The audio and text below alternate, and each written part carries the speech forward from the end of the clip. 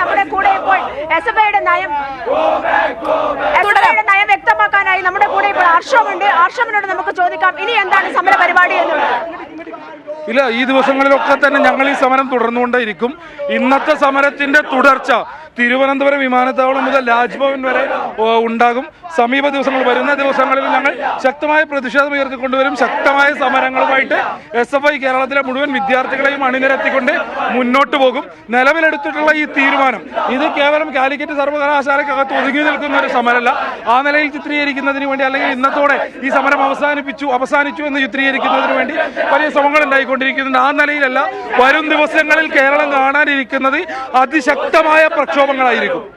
നിലവിലെടുത്തിട്ടുള്ള ഈ തീരുമാനം കാലിക്കറ്റ് കേരള സർവകലാശാലകളുടെ സെനറ്റിലേക്ക് എല്ലാ ചട്ടങ്ങളെയും ലംഘിച്ചുകൊണ്ട്, എല്ലാ ചട്ടങ്ങളെയും മറികടന്നുകൊണ്ട് RSSകാരെ നോമിനേറ്റ് ചെയ്തിട്ടുള്ള തെറ്റായ തീരുമാനം പിൻവലിക്കുന്നത് വരെ SFI അതിശക്തമായ പ്രതിഷേധങ്ങളുമായി മുന്നോട്ട് പോകും.